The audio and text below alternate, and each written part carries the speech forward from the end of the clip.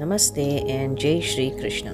Today we would be narrating the pastime of Yoginī Ekādaśī. It is said that if one observes Ekādaśī, then one receives entrance to Lord Vishnu's abode. Simply by listening to this Ekādaśī Katha, one attains the same merit as observing the fast. Please listen attentively. Yoginī Ekādaśī pastime. Yudhishthir Maharaj said, O Supreme Lord, I have heard the glories of the Nirjala Ekādaśī, which occurs during the light fortnight of the month of Jesht, May-June. Now I wish to hear about the Ekādaśī that occurs during the dark fortnight of the month of Ashad, June-July. Kindly describe it to me in detail, O killer of the Madhu demon, Madhusudan. The Supreme Lord Shri Krishna replied, O King, I shall indeed tell you about the best of all fasting days, the Ekādaśī that comes during the dark part of the month of Ashad. Famous as Yoginī Ekādaśī, it removes all kinds of sinful reactions and awards supreme liberation. O best of kings, this Ekādaśī delivers people who are drowning in the vast ocean of material existence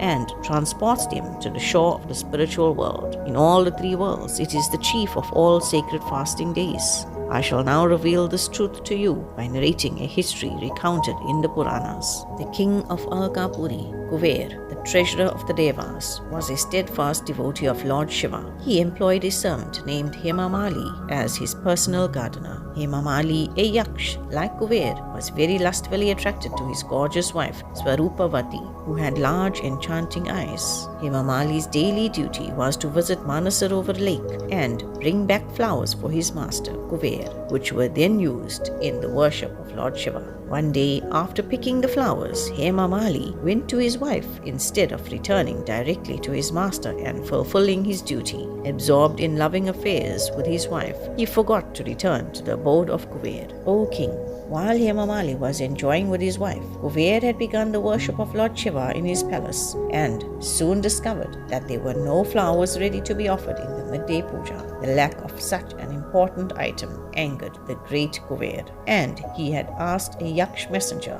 Why has Hemamali not come with the daily offering of flowers? Go, find out the exact reason and report back to me in person. The yaksh returned and told Kuver, O dear lord, Hemamali has become lost in spending this time with his wife. Kuver became extremely angry when he heard this and at once summoned Hemamali before him. Knowing that he had been remiss and dawdling in his duty, Hemamali approached his master in great fear. The gardener first made his obeisances and then stood before his lord, whose eyes had become red with anger and whose lips trembled. Enraged, Kuver cried out to Hemamali, O sinful rascal, O destroyer of religious principles, you are an offense to the Devas. I therefore curse you to suffer from white leprosy and to become separated from your beloved wife. Only great suffering is deservedly yours. Leave this place immediately and betake yourself to the lower planets. And so Hemamali fell at once from Alkapuri and became ill with the terrible affliction of white leprosy. He awoke in a dense and fearful forest where there was nothing to eat or drink. Thus he passed his days in misery, unable to sleep at night due to pain.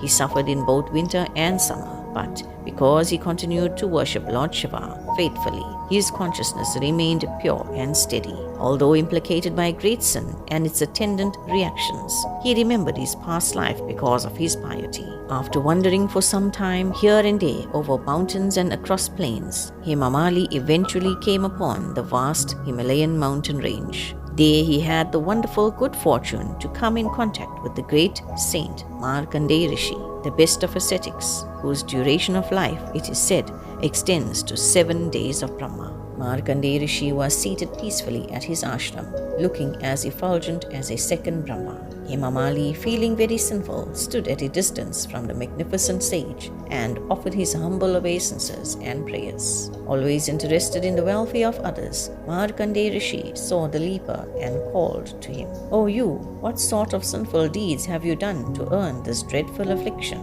Hearing this, Hemamali replied, Dear sir, I am a yaksh servant of Lord Kuver, and my name is Hemamali. It was my daily service to pick the flowers from the Manasarovar lake for my master's worship of Lord Shiva. But one day I was late in returning with the offering because I had become overwhelmed with passion for my beautiful wife. When my master discovered why I was late, he cursed me in great anger. Thus, I am now bereft of my home, wife, and service. But fortunately, I have come upon you, and now I hope to receive from you an auspicious benediction.